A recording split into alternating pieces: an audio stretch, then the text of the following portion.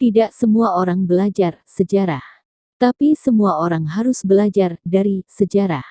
Sejarah itu sudah final, tidak ada kata review atau rekonstruksi terhadap kejadian yang dulu pernah terjadi. Di negeri ini, sejarah harus direkonstruksi, ditulis ulang. Memaksa kita untuk berusaha menafsirkan ribuan benda peninggalan leluhur. Dan saat kita melepas semua dogma sejarah yang telah mendarah daging, kemudian masuk dalam area gelap masa lalu. Melangkah mundur 3 langkah ke belakang, kita mendapatkan jejak leluhur kita berada 1000 langkah di depan kita. Hal lain, kemajuan saat ini diukur dengan penggunaan peralatan yang membantu manusia mempermudah dan mempercepat kerja manusia. Kemajuan leluhur kita terdahulu tidak menggunakan alat bantu atau peralatan untuk mempermudah dan mempercepat kerja manusia, tapi manusianya yang dibentuk untuk itu.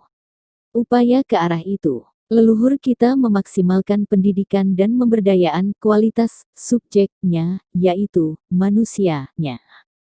Bukan alat pendukungnya atau objeknya. Pendidikan terhadap manusia membutuhkan ruang dan tempat untuk proses belajar mengajar. Sisa peninggalan fisik tempat leluhur kita menempa, mendidik generasi di zamannya masih ada sampai saat ini. Situs Muara Takus adalah komplek awal pembelajaran Dharmik original. Sekitar areanya adalah komplek asrama universitas. Di sini juga berada Majelis Kedatuan, tempat bermusyawarah para pengambil keputusan yang dihadiri para Raja Nusantara. Situs Borobudur, salah satu universitas yang juga berfungsi sebagai taman mininya. Peradaban maju leluhur kita terdahulu, tempat khusus mempelajari anatomi manusia, adalah situs Sukuh. Situs Boko, tempat para raja-raja Nusantara berkumpul bermusyawarah untuk mufakat. Bali, menyimpan sempurna falsafah ajaran luhur peradaban maju terdahulu bangsa Nusantara. Mari kita kembalikan sejarah benar negeri ini, buang kacamata, dogma, sejarah yang ditulis bangsa lain tentang kita. Yang kini terlanjur mendarah daging. Kembalikan kejayaan bangsa ini, seperti yang pernah terjadi dahulu. Sesuatu yang dianggap gila, belum tentu tidak benar. Pertanyaan. Apakah di dalam Borobudur itu ada ruangan atau tidak? Institute for the Study of Linguistics Sanskrit Thought and Civilizations in Boga. Dagri Rinpoche, seorang guru besar, Buddhis Vajrayana, menjelaskan tentang ajaran bernama Bodhicitta, yang disempurnakan di Pulau Emas, Suvarnadvipa oleh guru besar, Serlingpa Dharmakirti. Ajaran tersebut diwariskan kepada Atisa Dipamkara, yang menyebar ke berbagai daerah di Sunda, Jawa, Bali hingga ke daerah tertinggi di dunia, Tibet. Ising atau Yijing, menulis bahwa ia mengunjungi suatu tempat pusat pendidikan agama di Pulau Suvarnadvipa yang berada di lokasi tanpa bayang. Dalam istilah saat ini adalah equinox, garis khatulistiwa, pada tahun 671 selama 6 bulan untuk belajar tata bahasa Sanskerta dan bahasa Melayu, di kota Boga. Tempat yang dilalui equinox, garis khatulistiwa pernah menjadi pusat kerajaan besar juga pernah menjadi tempat pusat studi keilmuan berskala internasional. 2 tahun Yijing menerjemahkan kitab suci berbahasa Sanskerta ke dalam bahasa Tiongkok. Ia menggambarkan bahwa tempat itu adalah pusat agama di mana para ilmuwan asing berkumpul, Ratnakara. Ketua Vihara Vikramasila berkata kepada rombongan dari Tibet, bukannya aku tidak mengetahui kondisi Tibet yang memprihatinkan, akan tetapi Atisa adalah salah satu guru kami dalam hal bodhicitta. Oleh karena itu dia hanya mengizinkan Atisa mengajar di Tibet selama 3 tahun saja. Sebelumnya dikisahkan Atisa saat di Bodh Gaya, sedang ritual mengelilingi stupa mendengar suara, jika ingin meraih pencerahan dengan cepat berlatihlah bodhicitta. Pada saat itu guru besar yang memahami ajaran bodhicitta adalah Dharmakirti Suvarnadvipi dari Suvarnadvipa. Atisa belajar pada Dharmakirti selama 12 tahun. Atisa bersama 125 biksu segera berangkat mengatasi samudera dan badai di perjalanan ke Boga, sebuah negeri yang dilalui equinox, garis khatulistiwa, Suvarnadvipa. Dari 21 pemuda yang dikirim hampir semuanya meninggal dalam perjalanan dan hanya tertinggal 2 pemuda Rinchen Zangpo dan Leixia yang sudah menguasai bahasa Sanskerta. Sepulangnya 2 pemuda tersebut menyampaikan kepada raja bahwa yang cocok mengajar di Tibet adalah Atisa. Atisa, berguru belajar memahami berbagai ilmu di Sevarna Vipa di kota Boga, yang dilalui Equinox, garis katulistiwa yang pernah menjadi pusat kerajaan besar juga pernah menjadi tempat pusat studi keilmuan berskala internasional. Ajaran Dharma diwariskan kepada Atisa di Pamkara yang menyebar ke berbagai daerah di Sunda, Jawa, Bali hingga ke daerah tertinggi di dunia Tibet. Kota Boga berpusat pada situs Muara Takus yang dilalui Equinox, kini bernama Muara Takus Kampar Sumatera Indonesia. Dari sinilah ajaran Dharma dibawa ke Tibet oleh Atisa. Situs Muara Takus tidak berdasar pada salah satu dari 2 agama India karena di sini pernah berdiri pusat belajar falsafah dasar yang mendasari tumbuhnya 3 agama di sana, Dharma. Dharmic Nusantara. The Initial Philosophy of Monotheism, Hyang Widi Tunggal Before the Samawi Religion Came. Situs Muara Takus Kampar Sumatera Indonesia.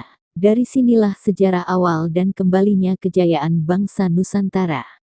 Teori konspirasi secara umum adalah teori-teori yang berusaha menjelaskan bahwa penyebab tertinggi dari satu atau serangkaian peristiwa. Banyak teori yang mengklaim bahwa peristiwa-peristiwa besar dalam sejarah telah didominasi oleh para konspirator di belakang layar yang memanipulasi kejadian-kejadian dalam catatan sejarah. Konspirasi adalah suatu upaya rahasia dan seringkali memperdaya, direncanakan diam-diam oleh yang berkuasa dengan proses propaganda yang tersistem tidak berakibat pada jangka pendek tapi berefek besar pada masa jauh ke depan, tidak terasa merugikan pada kerugian materi saat itu tapi berefek besar pada mentaliti generasi setelahnya. Sehingga publikasi terbentuk atas niatan sebuah konspirasi suatu bangsa yang melabeling suatu bangsa lain dari tafsir subjektif catatan sejarah yang dibuatnya. Alhasil menjadi status quo, dan yang menjadi korbannya adalah bangsa yang terlabeling itu, karena terdogma oleh catatan sejarah berstatus quo walau ambigu. Pendapat lain tentang teori konspirasi adalah sesuatu kenyataan yang disamarkan, dan hanya dapat dilihat, diketahui dan dibongkar oleh yang telah meneliti dengan sangat dalam, sebaliknya bagi pihak yang terbongkar, diidentikan sebagai hal yang tak mungkin, sesuatu yang mustahil. Berpikir, mengkaji, menganalisa, membuka dan membuktikan sesuatu yang abu-abu samar ambigu, adalah dianggap suatu kemustahilan, bahkan kebohongan. Karena hal itu masih tersembunyi dari pandangan dan pengetahuan umum, kata atau istilah yang tepat adalah cocokologi. Inilah output yang diharapkan pada konspirasi terdahulu dan berhasil di saat ini. Kemudian lambat laun setelah sebuah konspirasi terhadap labeling sejarah terbongkar, berdasar ilmu pengetahuan dan uji akademik serta terlihat jelas sejarah benar melalui rekonstruksi objektif. Maka diperlukan lagi usaha untuk menutup apa yang akan terlihat dan terbongkar itu. Mustahil. Bangsa ini berasal dari sebuah bangsa yang besar dan akan kembali menjadi besar dengan pengulangan sejarah leluhurnya. Dharmakirti, dikenal sebagai Serlingpa Dharmakirti atau Suvarnatvipi Dharmakirti, sebutan Tiongkok Choki Drakpa. Dharmakirti, pembawa ajaran Dharmik falsafah asli Nusantara yang mendasari tumbuhnya salah satu dari 3 agama besar di India. Siapakah putra Nusantara itu? Dharmakirti, lahir dari keluarga Brahmin pada tahun 610 SM sampai dengan 520 SM. Dharmakirti adalah keponakan Kumarila Batai 618 sampai 540 SM, hidup pada sistem kekeluargaan matrilineal. Suvarnatvipi Dharmakirti adalah seorang sarjana asal Sriwijaya, Suvarnatvipa, Sumatera. Di sini dia melakukan proses pendidikan dan pembelajaran tentang Dharmik dari para master tingkat tingginya. Sumber-sumber dari Tibet menyebutkan bahwa Dharmakirti hidup sezaman dengan Raja Tibet Srong Betan Gampo yang menikah dengan seorang putri Cina Kongco yang datang ke Tibet. Sebutan juga info didapat dari Tiongkok menyebut Coki Drakpa, di tempat asalnya Suvarnatvipa, Dharmakirti tidak berasal dari kehidupan kerajaan tapi sistem kedatuan, yang mengatasi beberapa kerajaan. Setelah menerima pendidikan dasar tentang Dharmik dari para Brahmana di Suvarnatvipa, ia melakukan perjalanan ke Nalada menerima ajaran langsung dari Vasubandhu. Sebelum Diknaga meninggal, Dharmakirti menerima penahbisan darinya. Dia adalah murid Dharmapala saat ia masih hidup. Dharmapala 670–580 SM lahir dalam keluarga bangsawan berasal dari Suvarnatvipa. Dia adalah murid Dharmadasa. Menjadi kepala sekolah di Nalada, dia adalah guru Dharmakirti. Selama masa Dharmakirti, Adi Sankara, 569–537 SM, dalam sidang akademik pernah mengalahkan pendapat baru tentang Dharmik pada tinjauan filosofis Buddhism di forum perdebatan para sarjana. Suvarnatvipi Dharmakirti, nama awalnya adalah julukan terkenal yang tersandang dari mana beliau dilahirkan, Suvarnatvipa. Saat ini Sumatera. Ia menjadi ahli, master pramana terbesar pada masanya, menyusun dan menghasilkan karya besar di bidang keilmuan dan akademis yaitu 7 bagian ilmu utama tentang pengakuan validitas. Dia adalah salah satu pencetus pemikiran, logika filosofis, juga ahli teori ilmu yang utama, atomisme, yang menyatakan bahwa satu-satunya benda yang dianggap ada adalah keadaan, kesadaran sesaat. Karya Dharmakirti adalah The Seven Treatises on Valid Cognition. 1. Ilmu tentang analisis hubungan, Sambandha Pariksafti. 2. Ilmu penetapan pengakuan validitas Pramana Viniscaya. 3. Ilmu kompendium pengakuan validitas Pramana Vartika Karika, Diknaga. 4. Ilmu drop of reasoning, Nyaya Bindu Prakarana. 5. Essence and explanation of a drop of reason, Hetu Bindu Nama Prakarana. 6. Bukti dari kontinums dan kajian akademik, Samtanantara Sidinama Prakarana. 7. Ilmu terhadap penalaran dan pendekatan, Vadanyaya Nama Prakarana. Universitas Pusat Pendidikan Dharmik di Kanva bernama Dharmapala, lebih dahulu ada dari Nalada, lokasi di Minanga Kanva, Kampar situs Muara Takus. Di sini ditemukan artefak bukti pernah berdiri komplek besar yang sudah berjalan lebih 14 abad lalu sebelum Masehi. Landmark atau tempat suci untuk penobatan wisudawan dan ritual suci para master, Dharmik berupa menara tinggi dan tempat duduk para Sangha atau Miku. Putra Nusantara, Suvarnatvipi Dharmakirti. Dharmakirti adalah putra Bunda Dewi Domo atau Ratna Dewi Putitrata yang hidup pada abad 6 sebelum Masehi. Suvarnatvipi Dharmakirti. Beliau amerta, dimakamkan di timur laut berjarak 300 meter dari landmark di sekitarnya. Dibangunkan 6 buah bangunan suci oleh putranya. Suvarnatvipa Dharmakirti, salah satu putra Nusantara terbaik juga kita karena DNA kita adalah sama dengan beliau.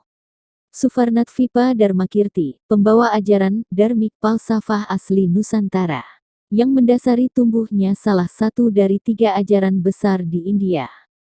Situs Muara Takus tidak berdasar pada salah satu dari 2 agama India.